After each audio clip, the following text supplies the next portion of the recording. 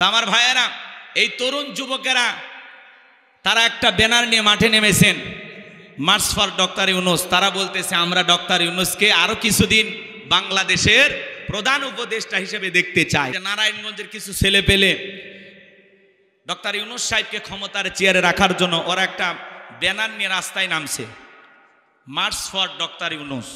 কথা কি বুঝতে পারতেছেন? ওনারা বলতেছে কিসের নির্বাচন? এই দেশের মানুষ 15-16 বছর ভোট দিতে পারেনি, এই আফসোস তাদের ছিল বিগত সরকার থাকার সময়। কিন্তু ডক্টর ইউনূস ক্ষমতায় আসার পরে মানুষ এখন ভোট দেওয়ার কথা ভুলে গেছে। মানুষ বলতেছে ডক্টর ইউনূস কিছুদিন ক্ষমতার চেয়ারে থাক, এরপরে আস্তে ধীরে নির্বাচন করা লাগবে। ওই ছেলেগুলো তরুণ যুবকেরা নারায়ণগঞ্জের ওরা বলতেছে এই দেশে আমাদের এলাকায় এমন নেতা ছিল যে বলে আমি রাত 2টায় ডাক দিলে 2 লাখ মানুষ পাওয়া যাবে, সেই মানুষের গিরিল বাঁচানোর জন্য 2 জন লোক খুঁজে পাওয়া যায়নি। কথা কোন ঠিক কিনা? এই জন্য বড় বড় কথা যারা বলতো ওরা আছে সব পালিয়ে গেছে। কথা বলেন ঠিক কিনা? আমার ভাইয়েরা, এই তরুণ যুবকেরা তারা একটা ব্যানার নিয়ে মাঠে নেমেছেন, মার্চ ফর ডক্টর ইউনূস। তারা বলতেছে আমরা ডক্টর ইউনূসকে আরো কিছুদিন বাংলাদেশের প্রধান উপদেষ্টা হিসেবে দেখতে চাই, কারণ উনি ক্ষমতার চেয়ারে বসার পরে সারা দেশ থেকে সমস্ত মানুষ আলহামদুলিল্লাহ আনন্দে আত্মহারায় বলতেছে যে না, এই মানুষটা যা করতেছে এই দেশের কল্যাণই করতেছে। কথা বলেন ঠিক কিনা? তো এই জন্য উনি আছে, উনি আমাদের মাঝে থাকবেন। ভাই আপনারা অস্থির হয়েছেন কেন? ভাই তো আসছে, টেনশন আছে আর দেখছেন না? হ্যাঁ, টেনশন নেন না, বসেন। মাগরিবের কিছুক্ষণ পরে আজান হবে, কষ্ট হয় নাকি আপনাদের? বলেন কষ্ট হচ্ছে? তাকবীর দেন, লিল্লাহে তাকবীর। তাহলে এই দেশের তরুণেরা বিগত 16 বছরে যে জুলুম অত্যাচার করেছিল সেই স্বৈরাচারকে যদি বিদায় করে দিতে পারে, সেই ক্ষমতা যদি যুবকদের থাকে, সেই যুবকেরা আবার আন্দোলন করে বলতেছে ডক্টর ইউনূসকে আমরা আরো কিছুদিন ক্ষমতায় রাখতে চাই, প্রয়োজনে আবার আন্দোলন করব, রক্ত দেব, এরপরেও ডক্টর ইউনূসকে কিছুদিন আমরা রাখবো। তাহলে যুবকেরা যদি চায় বলেন পারবে কিনা? ওরাই তো খেলা দেখাইছে, কথা কন না কে? তাহলে ওরা যদি জেগে ওঠে, এই নারায়ণগঞ্জের যুবকেরা আবার বলতেছে আমরা প্রথম আন্দোলন শুরু করেছি মার্চ ফর ডক্টর ইউনূস, আশা করি বাংলাদেশের বাকি জেলা থেকেও আন্দোলন শুরু হবে। তা আসলে সাধারণ মানুষকে যখন জিজ্ঞাসা করা হয় ইউনূস সাহেব ক্ষমতায় থাকাতে আপনারা কেমন, বলে আলহামদুলিল্লাহ। কিছুদিন যদি থাকে সমস্যা, কয় না না, ভোট ছাড়া ওরা 16 বছর থাকতে পারলে ইনি 5 বছর থাকতে সমস্যা কোথায়? কথা কি বোঝেন? মানুষের আবেগ আছে, তো রাগ করতেছেন নাকি আপনারা? তো কষ্ট মনের মধ্যে নেবেন না। তো যাই হোক, আমি যে কথা বলতে চাচ্ছিলাম, উনি এই বাংলাদেশের হাল ধরার কারণে বাংলাদেশ বিপদে পড়েছে, ডক্টর ইউনূস এসে হাল ধরেছে। আমরা যেমন বিপদে পড়লে দুঃখে দিশাহারা হয়ে গেলে দোয়া পড়িলা, কথা কন না কেন? দোয়া আছে না? কি পড়ি? কি দোয়া? কথা কন, লা ইলাহা ইল্লা আনতা সুবহানাকা ইন্নী কুনতু মিনাজ জালিমিন। আমরা পড়ি, বিপদে পড়লে পড়ি, কারণ ইউনূস আলাইহিস সালাম এই দোয়া পড়েছিলেন মাছের পেটে। কথা কন ঠিক কিনা? সেই দোয়াটা পড়লে অনেক বিপদ আল্লাহ দূর করে দেয়, এটা আল্লাহর ফয়সালা। কথা কন ঠিক কিনা? তো বাংলাদেশ বিপদে পড়েছে ডক্টর ইউনূসের হাল ধরার কারণে আলহামদুলিল্লাহ দেশের অনেক মানুষ স্বস্তিতে আছে। পৃথিবীর বড় বড় লিডারেরা তাকে দেখে সালাম দেয়, ধন্যবাদ জানায়। ডক্টর ইউনূস সাহেব দেখলেন না ব্যাংককে গেছে, নরেন্দ্র মোদী দাঁড়াইয়া কি করতেছে? দাদা, কথা কয় না কে? এটাই ডক্টর ইউনূসের পাওয়ার। কথা বলেন ঠিক কিনা? পুরো পৃথিবী তাকে সম্মান করে। এই জন্য ভাইয়েরা আমার, আমরা বলতেছি একটু দেশের পরিবেশ স্বাভাবিক হোক, আগামীতে যারাই হোক এই দেশের নেতা আমরা একটু এরকম ভালো মানুষ সমাজের নেতা হিসাবে দেখতে চাই। কথা বলেন ঠিক কিনা? যারা দেশের সাথে কাজ করবে। এই মানুষটা কত দেশপ্রেমিক। কিছু কথা বলতে গিয়ে এদেশের 4 কোটি মানুষ 100 টাকা দিয়া প্রত্যেক দিন তাদের যায়, মাত্র 100 টাকা দিয়ে যারা জীবন ধারণ করেন, এই গরিব দুঃখী মানুষের কথা বলতে গিয়ে ফুফিয়ে ফুফিয়ে কান্না করেছেন ডক্টর ইউনূস। একটা মানুষের ভিতরে কতটা দেশপ্রেম থাকলে, দেশের মানুষের প্রতি কতটা ভালোবাসা থাকলে এভাবে ফুফিয়ে মিডিয়ার সামনে কান্না করতে পারে। আর ওনারা কান্না করতো স্বজন হারানোর ব্যথা। কথা কন নাকি আপনারা? কে কোন দিন মরছে, জন্মদিন আর মৃত্যু দিন নিয়ে ওনারা ব্যস্ত থাকতো। দেশের জনগণ মরলো না ব্যস্ত, এটা নেতাদের মাথা ব্যথা ছিল না। আবু সাইদের রক্ত দেখে ওরা কাঁদতো না, ওরা কাঁদতো মেট্রো রেল দেখে। এই কথা কন না কে? রাগ করতেছেন আপনারা? রাগ করবেন না, মন খারাপ করবেন না বাজা। মানুষের কষ্ট দেখে কান্না করা লাগবে। আজকে এই দেশের মানুষ, ওই যে দেখলেন না রাজশাহীর এক মানুষ ট্রেনের নিচে আইসা একটা বৃদ্ধ মানুষ ঝাঁপিয়ে পড়ে আত্মহত্যা করলো। মানুষ দেখবে আরে কি কষ্ট, কি কেন মারা গেল? আরে বাবা, ওই বৃদ্ধ মানুষের যতই কষ্ট হোক, এভাবে কেন মারা গেল? দুনিয়া থেকে আইন আদালত নাই, দুনিয়া থেকে আর মানুষ নাই। তার মানে এই কথাগুলোর দ্বারা আমি কি বুঝাতে চাচ্ছিলাম আপনাদেরকে, যেটা বলতে চাই যে এই সমাজে হাজারো সমস্যা থাকবে, সমস্যা মোকাবেলা করেই আপনাকে টিকে থাকতে হবে। কথা বলেন ঠিক কিনা? আপনার 60-70 বছরের জিন্দিগি চলে গেল, আর 5-7 বছর হয়তো বা আল্লাহ হায়াত দিলে বেঁচে থাকবেন। সেই জীবনটা কি শেষ সময় এসে নষ্ট করা যাবে? আত্মহত্যা করা যাবে? এই বৃদ্ধ মানুষকে নিয়ে অনেকে অনেক কথা বলতেছেন যে যার ছেলেরা খাওয়াইতো না, পড়াইতো না, বিভিন্নভাবে কষ্ট পাওয়ার কারণে এই লোকটা আত্মহত্যা করেছে। তো আমি বলতে চাচ্ছি যে বেটা ভিডিও করতেছে, ওই বেটা কি করছে? কথা কর না কেন? মানুষের কষ্ট থেকে মানুষ কি করে? ভিডিও করে, বাঁচাইতে যায় না। কথা কর না কেন? রাগ করতেছেন আপনারা, রাগ করতেছেন। তো এই দেশে আজব কিছু ঘটনা ঘটে, যেগুলো ঘটে মানুষ শুধু ভিডিও করার ধান্দা থাকে, যে এটার ভিডিও করলে ভাইরাল হয়ে যাবে, কিন্তু মানুষ বিপদে পাশে দাঁড়ায় না। কথা বলেন ঠিক কি না? কেউ এসে অস্ত্র দিয়ে মারতেছে, লাঠি দিয়ে মারতেছে, লাঠি ধরতে দেখিনি, কিন্তু ক্যামেরা দিয়ে ভিডিও করতে দেখেছি। কথা বলেন ঠিক কি না? এই হলো মানুষের মনুষ্যত্ববোধ। আমরা বলতে চাই আপনার আমার চিন্তা ভাবনা পরিবর্তন করতে হবে, যেখানে অন্যায় সেখানে প্রতিবাদ করতে হবে। কথা বলেন ঠিক কি না? আর আগামীতে এই সমাজের নেতৃত্ব দেবে সৎ, যোগ্য, ভালো মানুষেরা, দেশপ্রেমিক মানুষ। কথা বলেন ঠিক কি না? আল্লাহ যেন আমাদের সঠিক বুঝদান করেন। জোরে বলুন আমিন। বাংলাদেশের ঐতিহ্যবাহী সিরাজগঞ্জ জেলার তারাস থানার অন্তর্গত চৌবাড়িয়া যুব সমাজের উদ্যোগে আজকের ঐতিহাসিক তাফসিরুল কোরআন মাহফিলের সম্মানিত সুযোগ্য অনারেবল প্রেসিডেন্ট, বিশিষ্ট রাজনীতিবিদ অধ্যাপক আমিনুর রহমান টুটুল, আল্লাহ পাক তার গোলামকে হায়াতে তৈয়বা সিয়াতে কুল্লিয়া দান করুন। চিল্লা বলুন আমিন। আজকের এই প্রোগ্রামের প্রধান অতিথি বিশিষ্ট রাজনীতিবিদ জননেতা জনাব আলহাজ আব্দুল মান্নান তালুকদার, আল্লাহ পাক তার গোলামকে হায়াতে তৈয়বা সিয়াতে কুল্লিয়া দান করুন। চিল্লা বলুন আমিন। বিশেষ অতিথিবৃন্দ হিসেবে অনেকের নাম রয়েছেন, জনাব অধ্যাপক সাইদুর রহমান, জনাব খম সাকলাইন, জনাব সম আফসার আলী, আল্লাহ পাক তার গোলামদের হায়াতে তৈয়বা সিয়াতে কুল্লিয়া দান করুন। চিল্লা বলুন আমিন। আজকের প্রোগ্রামের প্রধান আলোচক, প্রধান আকর্ষণ মাজলুম আলেমে দ্বীন, শ্রদ্ধাভাজন প্রিয় ভাই, আন্তর্জাতিক খ্যাতিসম্পন্ন মুফাসসিরে কোরআন মুফতি মাওলানা আমির হামজা সাহেব দামাত বারাকাতুম আলিয়া। আল্লাহ পাক প্রিয় ভাইয়ের কণ্ঠ দ্বীনের জন্য, ইসলামের জন্য, কোরআনের খেদমতের জন্য কবুল করুন। চিল্লা বলুন আমিন। কিছুক্ষণ আগে ফোনে কথা হয়েছে, উনি রওনা দিয়েছেন অল্প সময়ের মধ্যে। আশা করি মাগরিবের নামাজ এই জায়গায় পড়বেন ইনশাআল্লাহ। আল্লাহ যেন প্রিয় ভাইকে সুস্থতার সহিত মাহফিলে আসার এবং আপনাদের সামনে বয়ান রাখার আল্লাহ যেন তাকে তৌফিক দান করেন। চিল্লা বলুন আমিন। মঞ্চ উপস্থিত সম্মানিত উলামায়ে কেরাম, সামনে বসা পিতৃ সমতুল্য মুরব্বী বাবাজিরা, কলিজার টুকরা প্রাণপ্রিয় যুবক ভাইরা, ছোট্ট ছোট সোনামানিকেরা, পর্দার আড়ালের সম্মানিত অবলা সরলা আবেদা সালেহা মা ও বোনেরা, প্রশাসনের সম্মানিত পুলিশের ভাইয়েরা, ডিবির ভাইয়েরা, জাতির বিবেক প্রিয় সাংবাদিক বন্ধুগণ, বিভিন্ন রাজনৈতিক দলের সম্মানিত নেতা কর্মী ভাইয়েরা, সবাইকে নিয়ে মহান মনিবের দরবারে সিজদাবনত চিত্তে কালিমাতু শুকুর আদায় করে পড়ছি আলহামদুলিল্লাহ। বিশ্ব নবীজির প্রতি দরুদ ও সালাম সকলেই পড়ুন সাল্লাল্লাহু আলাইহি ওয়াসাল্লাম। সম্মানিত ভাইয়েরা আমার, সময় যেহেতু কম, এই জন্য এদিক সেদিক না গিয়ে আমি ডাইরেক্ট আলোচনা শুরু করতে চাই।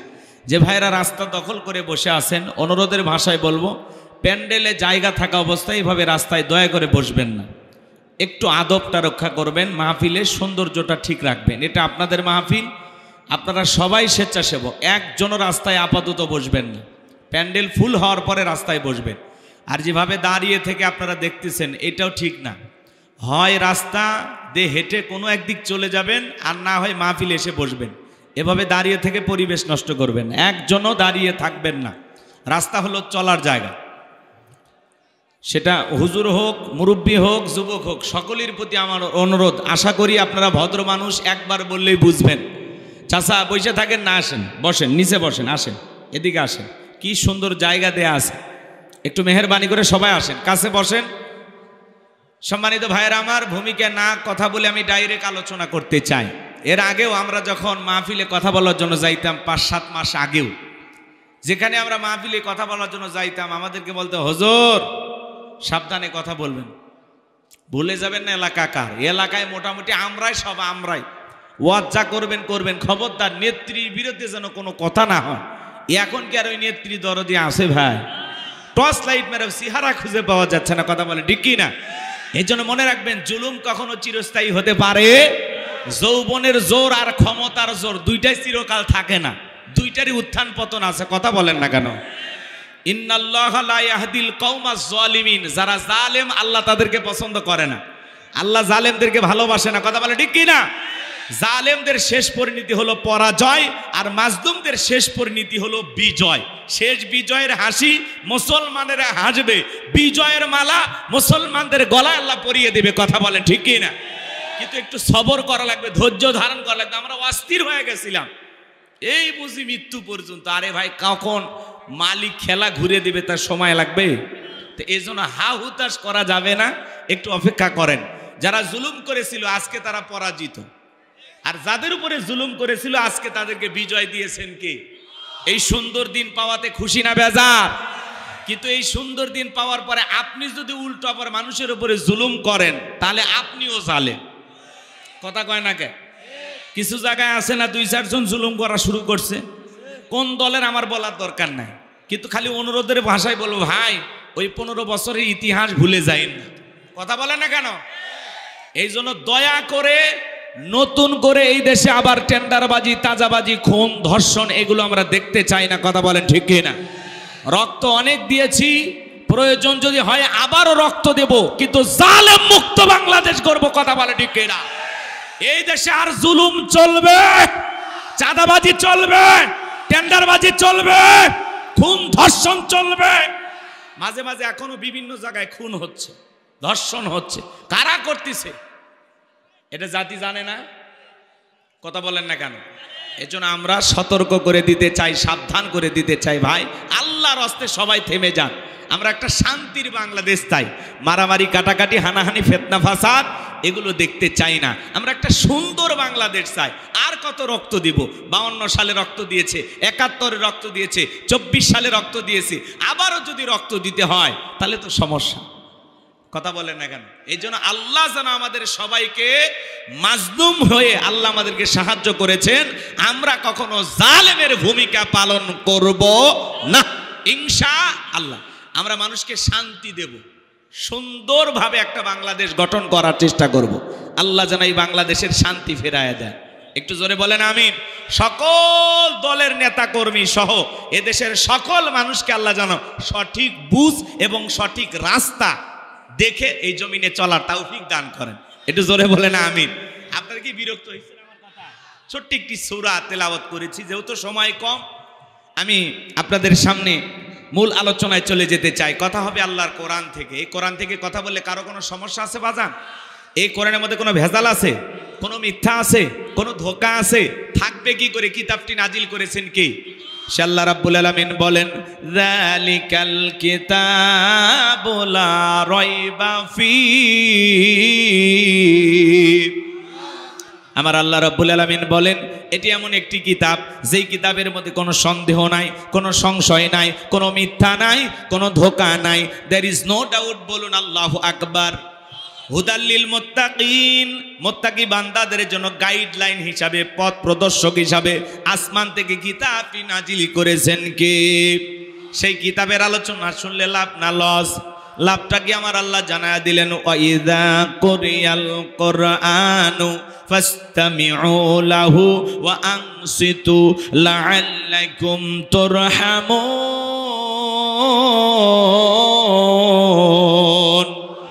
সূরা আরাফ আয়াত নাম্বার 204। আমার আল্লাহ রাব্বুল আলামিন জানিয়ে দিলেন, তোমাদের সামনে যখন কোরআন পাঠ করা হয়, কোরআনের আলোচনা করা হয়, চুপ করে কান লাগিয়ে মনোযোগ সহকারে কোরআনের কথাগুলো শ্রবণ করো। যারা চুপচাপ কোরআনুল কারীমের কথাগুলো শ্রবণ করবে, আমার আল্লাহ রাব্বুল আলামিন আসমান থেকে তাদের উপরে আল্লাহ রহমত বৃষ্টির মতো নাজিল করবেন, বলুন সুবহানাল্লাহ। তাহলে কোরআনের কথাগুলো শুনলে লাভ না ক্ষতি?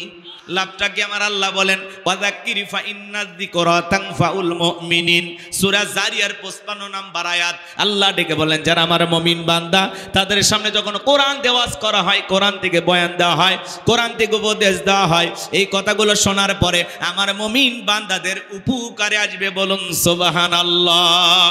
তাহলে কথা হবে আল্লাহর কোরআন থেকে। সূরার নাম কাউসার, জোরে বলেন কি নাম? মোট আয়াত আছে 3টি, রুকু আছে 1টি। বিশ্ব নবীর মক্কার জিন্দেগিতে আল্লাহ তাআলা এই সূরাটি নাজিল করেছেন। কোরআনুল কারীমের 108 নম্বর সূরা, সকলের মুখস্থ আছে না নাই?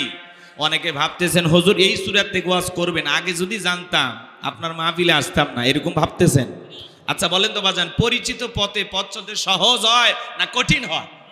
পরিচিত মানুষের সাথে কথা বলে ভালো লাগে না খারাপ লাগে? পরিচিত রাস্তায় পথ চলতে যেমন সহজ হয়, পরিচিত মানুষের সাথে কথা বলে যেমন ভালো লাগে, বক্তা যদি পরিচিত আয়াত বা সূরা থেকে আলোচনা করে সেইটা শুনে আরো বেশি ভালো লাগে। কারণ যেই জিনিস যত বেশি জানবেন তাতে চর্চা কমে না বাড়ে। সূরা কাউসারের তাফসীর হয়তোবা আপনারা যেভাবে জানেন, আমি হয়তোবা সেভাবে জানি না। আজকে আমি যেভাবে বলবো হয়তোবা আপনি সেভাবে শোনেন নাই। কথায় আছে না, এক একটা ফুলের এক একটা সুঘ্রাণ। এজন্য শুরু করতে দেন, মজা পাবেন ইনশাআল্লাহ।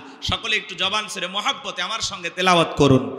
আউযু বিল্লাহি মিনাশ শাইতানির রাজীম। বিসমিল্লাহির রাহমানির রহিম। বিতাড়িত মুরদাদ শয়তানের কাছ থেকে, অভিশপ্ত ইবলিসের কাছ থেকে আল্লাহ তাআলার কাছে আশ্রয় প্রার্থনা চাচ্ছি। পরম করুণাময় অসীম দয়ালু আল্লাহ তাআলার নামে শুরু করছি। সকলে জবান ছেড়ে আমার সঙ্গে তেলাওয়াত করুন। ইন্না আ'তাইনাকাল কাউসার ফাসাল্লি লিরাব্বিকা ওয়ানহার ইন্না শানিয়াকা হুয়াল আবতার। আল্লাহু আকবার। যে কোনো আয়াত বা সূরার তাফসীর করতে হলে কোন প্রেক্ষাপটে কোন সময় আল্লাহ তাআলা সেই সূরাটি বা আয়াতটি নাজিল করেছেন, সেই নাজিলের প্রেক্ষাপট জানার দরকার আছে না নাই? আরবিতে বলা হয় শানে নজুল। যদি শানে নজুল আলোচনা করা হয় তাহলে তাফসীর বুঝতে সহজ হয়। যেহেতু লিখেছেন তাফসীরুল কোরআন মাহফিল, আলোচনা তাফসীর ভিত্তিক হওয়া দরকার আছে না নাই? কথা কি বোঝেন আপনারা নাকি রাগ করেন? তাহলে সূরা কাউসার আল্লাহর হাবিবের উপরে কোন প্রেক্ষাপটে কোন সময় আল্লাহ তাআলা নাজিল করেছেন, সেই নাজিলের সময়কালটা কেমন ছিল, প্রেক্ষাপটটা কেমন ছিল, একটু জানার দরকার আছে না নাই? আমি কি বলবো? রাগ করবেন না তো ইনশাআল্লাহ? একটা তাকবীর দেন জোরে সোরে। লিল্লাহে তাকবীর, লিল্লাহে তাকবীর। সম্মানিত ভাইয়েরা আমার, বিশ্বনবীর প্রিয় সাহাবী হযরতে আনাস রাদিয়াল্লাহু তাআলা বলেন, নবীজি কাবার হাতিমে হেলান দিয়ে বসা। আমি তাকায় দেখি নবীজির মনটা ভীষণ খারাপ, মুখটা মলিন, চোখের কোনা দিয়া অশ্রু ঝরতেছে। হযরতে আনাস ডেকে বলেন, কিছুটা সময় অতিবাহিত হয়ে যাওয়ার পরে আমি তাকায় দেখি আমার নবীজি মুস্কি মুস্কি হাসতেছেন, বলুন সুবহানাল্লাহ। হযরতে আনাস ডেকে বলেন, নবী গো, এই মাত্র দেখলাম মনটা খারাপ, মুখটা মলিন, চোখের কোনা দিয়ে অশ্রু ঝরতেছে, আবার কেনই বা মুস্কি মুস্কি হাসেন? আমার নবী কেন কাঁদেন, কেন হাসেন? এর পেছনে রহস্য আছে না নাই? নবীজির কান্না করার কারণ হলো নবীজির কলিজার টুকরা ছেলে সন্তানগুলো জন্ম নেয়, আর এক এক ছেলে সন্তানগুলো মারা যায়। আবুল কাসেম মারা যায়, আবু তাহের মারা যায়, ইব্রাহিম মারা যায়। বাবা হিসাবে নবীর মনেও কষ্ট লাগে কি না? ছেলেগুলো জন্ম নেয় আর এক এক মারা যায়। আমার কথা একটু সহযোগিতা করবেন, আমি করবো আওয়াজ, আপনারা দেবেন আওয়াজ, জবাব দিবেন ঠিক ঠিক, আলোচনা হবে কমপ্লিট। শ্রোতাদের স্পিরিটে বারে বক্তার হিট, আলোচনা হবে জায়গা মতো ফিট। আগে বলতাম কিছু আজ প্যান্ডেলে, কিছু আছে অ্যাঙ্গেলে, এখন আর অ্যাঙ্গেলে না, যা বলবো সব ডাইরেক্ট। অ্যাঙ্গেলে বলার দিন শেষ, ডাইরেক্ট বলার বাংলাদেশ। কথা বলে ঠিক কি না? ভয় আছে? তাহলে একটু কথা বলে সহযোগিতা করেন। আপনারা সবাই পুরুষ মানুষ তো, একটু জোরে সোরে আওয়াজ দিয়ে বুঝাইন যে আসলে আপনারা পুরুষ। সম্মানিত ভাইয়েরা আমার, দিল দিয়া কথাগুলো বোঝার চেষ্টা করবেন। নবীজির ছেলে সন্তানগুলো জন্ম নেয় আর একে একে ছেলে সন্তানগুলো মারা যায়, এই জন্য বিশ্ব নবীর মনটা বড় খারাপ। অন্যদিকে নবীজির কাছের চাচা নাম হলো আবু লাহাব, ডেকে বলে ভাতিজা তোমার বংশে বাতি জ্বালানোর কেউ থাকলো না, তুমি একটা লেস কাটা, তুমি একটা নির্বংশ, তুমি একটা হাটখুরে, জোরে কন্যা উজুবিল্লাহ। যদিও রসুলের চারটা কন্যা সন্তান জীবিত ছিল, কিন্তু ছেলেগুলো জন্ম নেয় আর একে একে মারা যায়। আর নবীজির কাছের চাচা হয়ে আবু লাহাব সমালোচনা করে। আপনারাই বলুন, আল্লাহ না করুক আপনার আমার সন্তান যদি মারা যায়, কাছের আত্মীয় স্বজনদের উচিত বিপদের দিনে সান্ত্বনা দেওয়া।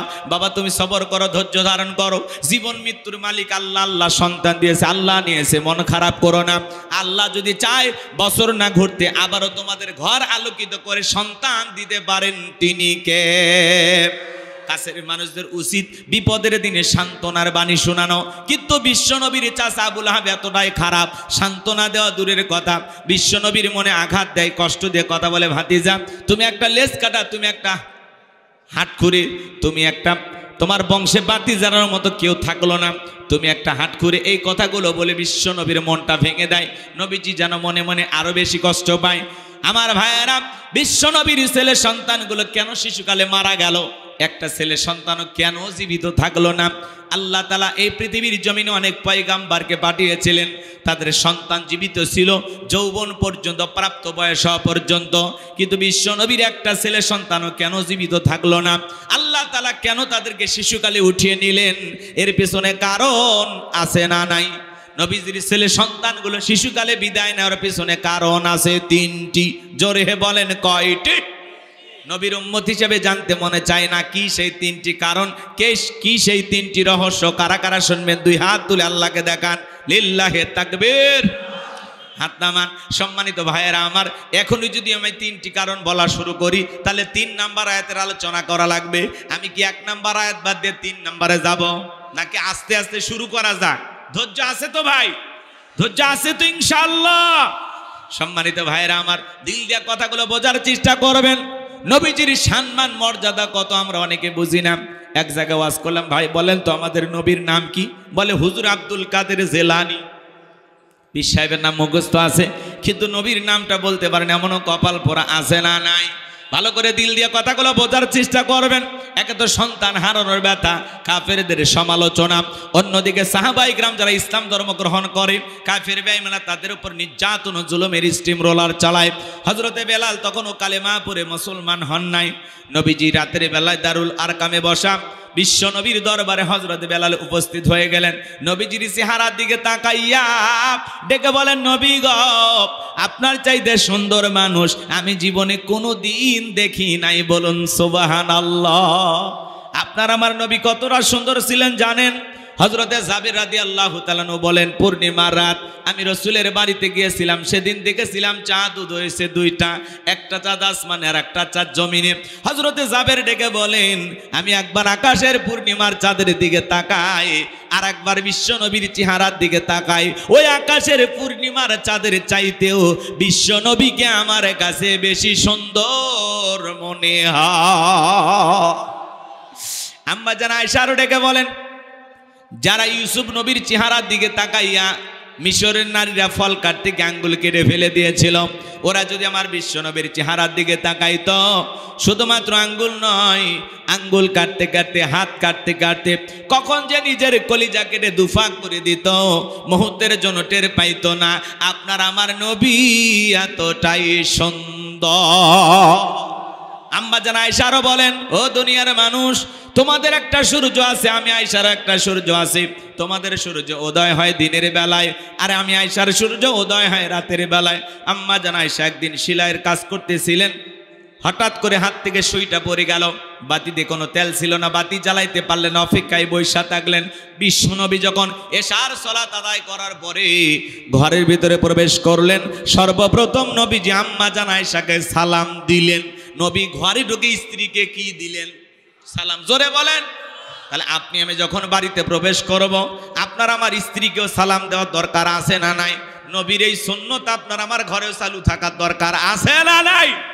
বাড়িতে যাব, ওকে সালাম দিবেন, আসসালামু আলাইকুম রহিমা, কেমন আছো সোনা? ঘরের দরজাটা খোলো না, আমি তোমার লেটনের বাপ, তোমার দিওয়ানা। বউ খুশি হয়ে দরজা খুলে দিবে, কথা বলেন ঠিক কি না? কিন্তু আপনার আমার ব্যবহার এত মিষ্টি না।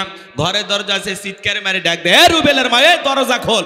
বেশি দেরি হলে দরজা ভাঙ্গে ফেলে দিয়া, আজ তোর পিঠের ওপর কি যে হবি রে। ভিতর থেকে বউ বলে, এটা স্বামী না সেকেন্ড আজরাইল। কথা কন, কথা কন। বাড়িতে যায় স্বামীও সালাম দেয় না, বউ সালাম দেয় না, দুইজনে বোবা। কথা কন না আপনারা কি বলেন? বউ সালাম দিলে কি হবে? না না, আপনি ছোট হয়ে যাবেন, গরিব হয়ে যাবেন, বউয়ের কাছে আপনার দাম থাকবে না। কি বলেন? বউকে সালাম, সালাম আছে যে কানে শান্তি আছে, সালাম আছে যে কানে সমাধান আছে। একটা সালামের মাধ্যমে বড় বড় ঝামেলা মিটে যায়। কথা বলেন ঠিক কি না? তাহলে বাড়িতে যা বিবিকে সালাম দেবেন তো ইনশাল্লাহ আল্লাহ দেওয়ার তৌফিক দান করুন। জোরে বলুন আমিন, একটু জোরে বলেন আমিন। হঠাৎ করে সালাম দিবেন, আজকেই যদি যায় দেন, বউ হয়তো বলতে পারে, কারে সালাম দিলা? তখন বলবেন সকিনা তোরেই দিলা। তখন বলতে পারে, আজকে আবার কোন হুজুরের মুরিদ নিয়ে বাড়িতে ঢুকলা, সেদিনই তো মুখের গাছের কলা চুরি করলা। কথাকে বুঝেন নাই? 2-4 দিন দিতে দিতে অভ্যাসে পরিণত হবে। ছোট ছোট বাচ্চাদেরকে সালাম দেবেন, রাস্তাঘাটে যারাই দেখবেন তারই সালাম দেবেন। কথা কন না? সূরা নূর আয়াত নাম্বার 27 আল্লাহ তাআলা স্পষ্টভাবে জানিয়ে দিয়েছেন, এক মুসলমান আর এক মুসলমানের গৃহে প্রবেশ করতে হলে, এক মুমিন আর এক মুমিনের গৃহে প্রবেশ করতে হলে ওই গৃহবাসীর অনুমতি নিয়ে সালাম দিয়া প্রবেশ করা লাগে। আপনি বাসা বাড়ির মধ্যে ঢুকে যান, সালামও দেন না। কথা কন না কেন? যেই বাড়িতেই প্রবেশ করেন, মুসলমান হিসাবে আর এক মুসলমানের বাড়িতে যাইতে হলে ওই গৃহবাসীর অনুমতি নিয়ে সালাম দিয়া তারপরে প্রবেশ করা লাগবে। কথা কন না আপনারা? আর আপনি যাত্রার বাড়ির মধ্যে ঢুকে যান, কার বউ কি করতেছে, কার মেয়ে কি করতেছে, এক নজরে সব দেখা শেষ, সিসি ক্যামেরা। কথা কন না কে? হাসতেছেন, খালি ওয়াজ শুনলে হবে না। সভাপতি কি করছে? আমল করা লাগবে। কথা কন না কে? তাহলে আজ থেকে শপথ গ্রহণ করেন, যে কোনো বাড়িতে প্রবেশ করতে হলে আগে সালাম, অনুমতি, তারপরে ঢুকবেন। একবার সালাম দিবেন, জবাব নাই। 2 বার সালাম দিবেন, জবাব নাই। 3 বার সালাম দিলেন, ভিতর থেকে কোনো সারা শব্দ নাই। আপনার আর রুটি দুলে ভাই থাকার দরকার নাই। আপনি বাড়ির যান, আর যা খুঁজতে আসছেন পারলে মোবাইল করে নেন। কথা কন না কে? এখন দরজা খোলা নাই, পাঁচি টপকে ঢুকে, জানলা দিয়া উকি ঝুঁকি মারে। ওই হাদিস শরীফের ভিতরে আসছে, ওই বাড়ির লোক যদি কোনো কিছু দিয়ে আপনার চোখে একটা গুতাও মারে, তাতে যদি আপনার চোখেরও কিছু ক্ষতি হয়ে যায়, তাতে ওই বাড়ির লোকের গুনাহ হবে। আপনি জানেন উকি ঝুঁকি মারা কত খারাপ? আপনি পাঁচি টপকে ঢোকেন মানে, জানলা দিয়ে তাকান মানে মিন কেটে যাবেন। বাড়ির যে মিন ফটক, মূল দরজায় যাবেন। ভালো হয়ে যান, কিন্তু খালি ওয়াজ শুনলে হবে না, আমল করা লাগবে। আজকে খালি আমলেরই কথা হবে। রাগ করতেছেন আপনারা? একটা তাকবীর দেন, লিল্লাহি তাকবীর। চাচা আজ থেকে চাচি সালাম পাবি তো? হ্যাঁ, কাপনে জড়ানোর আগ পর্যন্ত চাচি যান সালাম পায়, আপনি দেবেন, দেখবেন চাচি দেওয়া শুরু করছে। আমল 2 দিক দিয়ে শুরু হবে, টেনশন নাই। সম্মানিত ভাইয়েরা আমার, দিল দিয়া কথাগুলো বোঝার চেষ্টা করবেন। দাম্পত্য জীবনে সুখ আর শান্তি যদি পেতে চান, নবীজির 4টি সুন্নত প্রত্যেকটা ঘরে ঘরে আমল করা লাগবে। তাহলে দাম্পত্য জীবনে কোনো আর অশান্তি থাকবে না, আল্লাহ শান্তির ফয়সালা করে দেবে। কথা বলেন ঠিক কি না? কয়টি সুন্নত? মাত্র 4টি সুন্নত। আমি যদি এখনই বলতে চাই, আলোচনা এলোমেলো হয়ে যাবে, একটু ধৈর্য ধারণ করেন। যুবক যারা আছো বাবা, মন খারাপ করো না, গভীর মনোযোগ দিয়ে কথাগুলো শুনে যান। আমি যে কথা বলতে চাচ্ছিলাম, আম্মা জান আয়েশা ডেকে বলেন, নবীজি সালাম দিয়ে প্রবেশ করলেন, নবীজির চেহারার আলোতে সুইটা কয়ে পড়ে আছে, আমি পরিষ্কার দেখতে পেয়েছি। বলুন সুবহানাল্লাহ। আপনার আমার নবী কেমন দামি নবী জানেন? নবীর সম্মান মর্যাদা কত জানেন? যে নবী হ্যাঁ বললে তামাম পৃথিবীবাসীর জন্য আল্লাহ পাক হালালে পরিণত করে দেয়, যে নবী না বললে তামাম পৃথিবীবাসীর জন্য আল্লাহ পাক হারামে পরিণত করে দেয়। নবী যেই পথে হেঁটে যায় সুগন্ধি বের হয়, নবীজি থুতু নিক্ষেপ করলে সেখান থেকে সুগন্ধি বের হয়। নবীজি যখন ঘেমে যেতেন, আম্মা জানেরা নবীজির দেহের ঘামগুলো শিশির ভিতরে জমা রাখতেন। বিশেষ দিনে নবীজির দেহের ঘামগুলো সুগন্ধি হিসেবে ব্যবহার করা হতো। বলুন সুবহানাল্লাহ। হযরতে আনাস ডেকে বলেন, নবীজির দেহের ঘামের চাইতে দামি সুঘ্রাণ আমি জীবনে কোনোদিন নাকে পাইনি। বলুন সুবহানাল্লাহ। নবীজি ওযু করলে ওযুর পানি দিয়ে সুগন্ধি বের হয়ে যায়। সুবহানাল্লাহ বলেন। কেমন নবী পাইছি জানেন? যে নবী আসমানের চাঁদ দুই টুকরো হয়ে যায়, জমিনে পা তুললে মাওলা পাকের আরশে আজিমে পৌঁছে যায়। যেই ছাগলের স্তনে দুধ নাই, বিশ্বনবী হাত লাগায় দিলে দুধে পরিপূর্ণ হয়ে যায়। যেই খাবার 2-3 জন মানুষ খাবে, ওই খাবারে যদি বিশ্বনবীর হাতটা লেগে যায়, শত শত মানুষ খাবারে খেয়েও যেমন খাবার তেমনি থাকতো। জমিনে পথ চললে আসমানের মেঘ এসে ছায়া প্রদান করত। সুবহানাল্লাহ বলেন। কেমন দামি নবী পাইছি, যেই নবীর চেহারার দিকে তাকাইলে পেটের ক্ষুধা চলে যাইতো। হযরত বেলাল ডেকে বলেন, নবী গো, আপনার চাইতে সুন্দর মানুষ আমি জীবনে কোনোদিন দেখি নাই। ও নবী, আপনি কালেমার দাওয়াতের ইসলামের প্রচার প্রসার করেন, দয়া করে আমারে কালেমা পড়ে মুসলমান বানায় দেন। বিশ্ব নবী হযরত বেলালকে কালেমা পড়ায় দিলেন। লা ইলাহা ইল্লাল্লাহু মুহাম্মাদুর রাসূলুল্লাহ সাল্লাল্লাহু আলাইহি ওয়াসাল্লাম। হযরতে বেলাল কালেমা পড়ে মুসলমান হয়ে গেল। নবী আমার ডেকে বলে, বেলাল, ইসলামের অবস্থা এখন ভালো না, কালেমা পড়েছো, আপাতত প্রকাশ করা যাবে না। আপনারাই বলেন তো বাজান, ইসলামের অবস্থা কি সব সময় ভালো থাকে? আজও তামাম পৃথিবীর দিকে তাকায়া দেখেন, তামাম পৃথিবীর জালেম আর বেঈমানরা ঐক্যবদ্ধ হয়েছে ইসলাম আর মুসলমানকে বিদায় করে দেওয়ার জন্য। কথা বলেন ঠিক কিনা? এই পশ্চিমা বিশ্বের সাদা চামড়ার দল জানোয়ার মার্কা নেতাগুলো ঐক্যবদ্ধ হয়েছে পৃথিবীর মানচিত্র থেকে ইসলামকে বিদায় করে দেবে।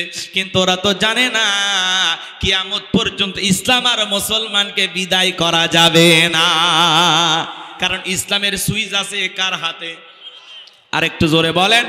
আমার আল্লাহ ডেকে বলেন, ইউরিদুনা লিতুফিউ নূরাল্লাহি বিআফওয়াহিহিম আল্লাহু মুতিম্মু নূরিহি ওয়ালাউ কারিহাল কাফিরুন।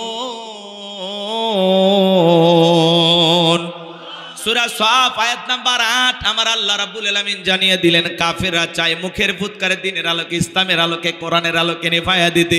আমার আল্লাহ দেখে বলেন, আল্লাহু মুতিম্মু নূরিহি, এই জমিনে দিনের আলোকে, কোরআনের আলোকে, ইসলামের আলোকে আমি আল্লাহ রাব্বুল আলামিন প্রতিষ্ঠিত করেই ছাড়বো। যদিও কাফের বেঈমানদের অন্তরে যত ধরনের জ্বালা যন্ত্রণা হোক না কেন, বলুন আল্লাহু আকবার।